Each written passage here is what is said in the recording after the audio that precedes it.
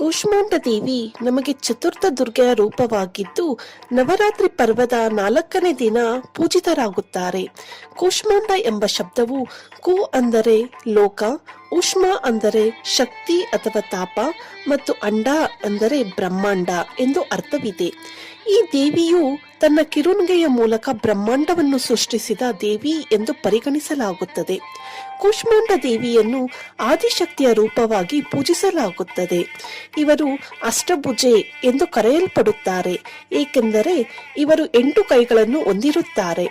ಇವರ ಹಸ್ತದಲ್ಲಿ ಧನಸ್ಸು, ಬಾಣ, ಕಮಲ, ಅಮೃತ ಕಲಶ, ಕಮಂಡಲ, ಚಕ್ರ, ಗದಾ ಇತ್ಯಾದಿ ಹಿಡಿದಿರುತ್ತಾರೆ. ಕೂಷ್ಮಾಂಡ ದೇವಿ ಸೂರ್ಯಮಂಡಲದಲ್ಲಿ ವಾಸಿಸುತ್ತಾರೆ ಎಂಬ ನಂಬಿಕೆ ಇದೆ ಮತ್ತು ಇವರ ತೇಜಸ್ಸು ಪ್ರಪಂಚದ ಅಂಧಕಾರ